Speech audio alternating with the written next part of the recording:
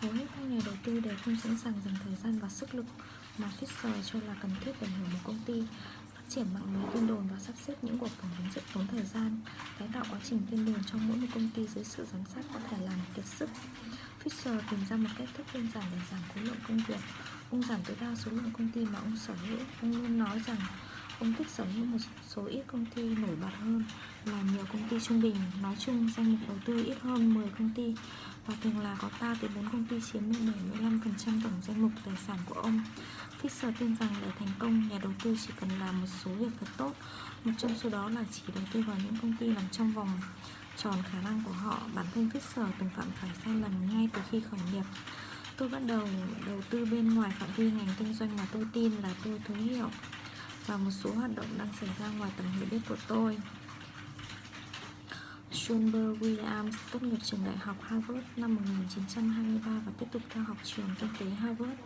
Lần đầu tiên, ông tiếp xúc với phương pháp phân tích chứng khoán và dự báo kinh tế. Sau di rời từ Harvard, ông làm việc với tư cách một nhân viên phân tích chứng khoán tại hai công ty nổi tiếng ở phố Wall. Ông làm việc tại đó suốt giai đoạn đầu của những năm 1920 và cuộc đại khủng hoảng năm 1929. Kinh nghiệm đó khiến tôi tin rằng để trở thành một nhà đầu tư giỏi, cũng cần phải trở thành một nhà kinh tế học giỏi. Vì vậy, năm 1932, ở tuổi 30 và đã là một nhà đầu tư tốt, ông đã ghi danh vào trường khoa học và nghệ thuật thuộc Đại học Harvard. William làm việc với một niềm tin kiên định rằng điều gì xảy ra trong nền kinh tế sẽ ảnh hưởng tới giá trị của cổ phiếu, nên quyết định tiếp tục học và trở thành tiến sĩ kinh tế học. Khi chọn đề tài luận án tiến sĩ, William xin lời khuyên của Joseph, một nhà kinh tế học người Áo nổi tiếng với lý thuyết sự phá hủy sáng tạo, sau đó trở thành thành viên của khoa học kinh tế học. John Peter đã gọi ý rằng William sẽ thay xem xét giá trị nội tại của một cổ phiếu thông thường. John Peter cho rằng việc này phù hợp với kinh nghiệm và nền tảng học vấn của William. Sau đó William nhận xét rằng có lẽ John Peter có một lý do hoài nghi hơn. Đề tài sẽ giúp William không phải chạm trán với số sinh viên còn lại của khoa.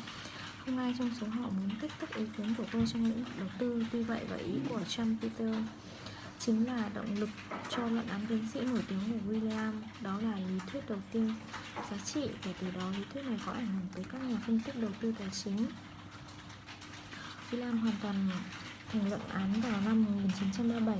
Mặc dù ông không bảo vệ luận án trước sự phẫn nộ của một số giáo sư, ông đã gửi các tác phẩm của ông cho Macmillan để xuất bản. Macmillan từ chối, và nhà xuất bản McGraw-Hill cũng vậy. Cả hai nhà xuất bản này đều cho rằng cuốn sách có quá nhiều biểu tượng đại số. Cuối cùng, năm 1938, William tìm được nhà xuất bản Harvard University Press, nhưng chỉ sau khi ông trước lại trả một phần chi phí in ấn. 2 năm sau thì William đã thi vấn đáp, và sau đó một số tranh luận sôi nổi về nguyên nhân của đại khủng hoảng, ông đã đỗ tiến sĩ.